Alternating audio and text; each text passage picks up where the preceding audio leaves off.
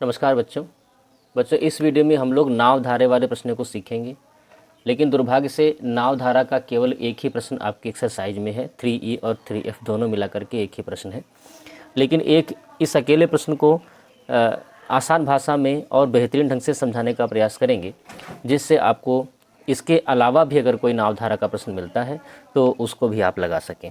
देखिए ध्यान से। सारे बच्चे जानते हैं कि कोई नहर हो या नदी हो तो उसका बहाव जो है एक दिशा में होता है। इसको सही करो आदर्श। उसका बहाव एक दिशा में होता है। सीधी सी बात है, इसकी भी कुछ अपनी चाल होगी। मान लेते हैं कि पानी की चाल जो है वो 10 किलोमीटर प्रति घंटा है। इस धारा की चाल जो है 10 किलोमीटर प्रति घंटा है। ठीक। अब इसमें दो तरीके से नाव या नाविक, भाई इसमें नाव भी तैरती है और इसमें कोई नाविक होते हैं, कोई व्यक्ति होता है, कोई लड़की होती है, वो भी इसमें तैरते हैं। तो उनको जो है दो तरीके हो सकते हैं उनके तैरने के। एक तो वो धारा की दिशा में ही तैरें, यानी धारा की दिशा में तैरने को हम लोग अनुकूल बोलते हैं। ये धारा की दिशा में तैरेंगे। तो कॉमन सेंस की बात है बेटा कि जिस तरफ पानी की धारा है उसी तरफ ही नाव या नाविक जा रहा है, तो चाल ऑटोमेटिक बढ़ जाएगी। आप खुद सोच के देखें, आप नहर में नहाने के लिए कूदे हैं, जिस तरफ नहर की धारा का प्रवाह है उसी तरफ आप तैरना शुरू कर देंगे तो आपकी गति काफ़ी तेज़ हो जाएगी, आसानी से आप तैर सकेंगे। तो धारा की दिशा में तैरने को हम लोग क्या बोलते हैं? अनुकूल दिशा में। तो आपकी ये जो है गति तेज़ क्यों हुई है? क्योंकि उसमें नहर में जो पानी भरा हुआ है यानी धारा की चाल और कुछ चाल आपकी है, ये दोनों चाल आपस में जुड़ जाती हैं। इसका मतलब है अगर धारा की दिशा में चलेंगे, धारा के अनुकूल चलेंगे तो दोनों चालें आपस में जुड़ेंगी बेटा, दोनों चालें आपस में जुड़ जाएंगी। ठीक। वहीं अगर आपका मूड ख़राब हो गया, आपको पागल कुत्ते ने काट लिया है, तो क्या करोगे? तुम उल्टा तैरना शुरू कर दोगे, जो कि प्रैक्टिकली पॉसिबल नहीं है कि धारा के उल्टा। ठीक। तो लेकिन एक कॉमन सी बातें समझ में आती है कि अगर हम धारा के उल्टा तैरना शुरू करेंगे तो परेशानी ज़्यादा बढ़ जाएगी, तैरने में दिक्कत बहुत ज़्यादा आने वाली है। साथ के साथ क्या आपकी चाल उतनी रह पाएगी जितनी आपकी थी? नहीं, आपकी चाल घट जाएगी। और चाल घटने का मतलब है चाल धारा से आपकी चाल घटा दी जाएगी। तो दोनों बातें समझ में आई होंगी कि धारा के अगर अनुकूल आप जा रहे हैं तो चाल जुड़ेंगी, और धारा के अगर प्रतिकूल जा रहे हैं अर्थात उल्टा जा रहे हैं तो आपकी चाल क्या होगी? घटेगी। इस बात को ध्यान रखना है। इस बात को ध्यान रखने के बाद में चाल बराबर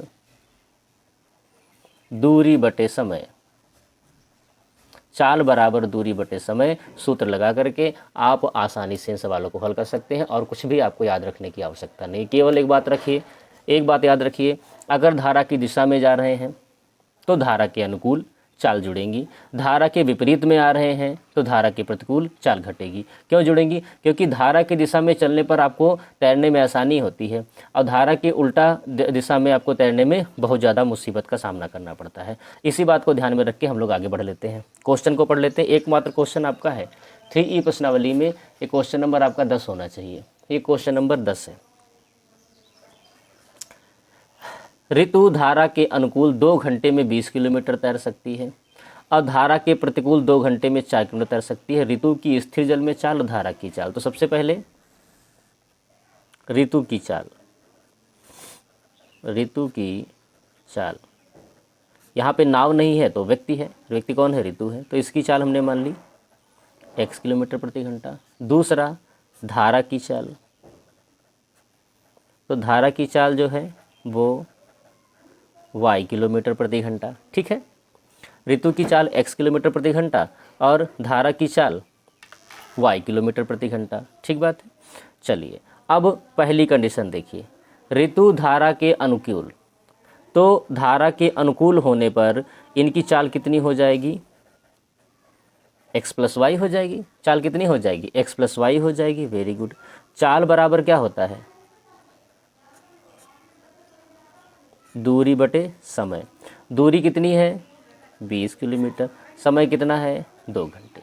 चाल बराबर दूरी बटे समय। चाल कितनी है बेटा? चाल अनुकूल है। अनुकूल है तो x प्लस वाई बराबर 20 बटे 2, 10। प्यारा सा समीकरण बन गया, x प्लस वाई बराबर 10। दूसरी लाइन, दूसरा समीकरण, धारा के प्रतिकूल 2 घंटे में 4 किलोमीटर। हमने क्या कहा है कि धारा के प्रतिकूल में क्या करेंगे? चाल घटा देंगे। तो x माइनस वाई, धारा के प्रतिकूल x माइनस वाई, तो क्या हो जाएगा, चाल बराबर दूरी बटे समय। दूरी कितनी है 4 किलोमीटर, समय कितना है 2 घंटा, 2 दूनी 4, x माइनस वाई बराबर 2। ये पहला समीकरण और ये दूसरा समीकरण, दोनों को हम लोग सॉल्व करके और धारा की चाल और ऋतु की चाल को निकाल सकते हैं। ठीक, चलिए सॉल्व करते हैं इसको। x प्लस वाई बराबर 10, x माइनस वाई बराबर 2। इसमें पहला पद तो बराबर है ही, कट जाएगा। 2y बराबर कितना हो गया, 10 से 2 गया 8। ये सारी बातें अब आपको याद हो रही होंगी। ठीक है, बीच में वीडियो देखने से आपको कतई बेनिफिट नहीं मिलने वाला है। आपको एक तरफ से देखिए, तभी बिल्कुल बेसिक से हमने पढ़ाए हुए हैं, छोटी छोटी बात कक्षा 6 तक की समझाई हुई है। ये प्लस है, ये माइनस है, असमान चिन्ह घटेंगे तो यहाँ कितना बचेगा 8। चिन्ह किसका, जो बड़ा है 10। ठीक है, तो y बराबर 8/2, 2 चक्कू 8, तो y बराबर 4 किलोमीटर प्रति घंटा, ये हो गया। अब y का मान x में रख देंगे, पहले समीकरण में रख देंगे।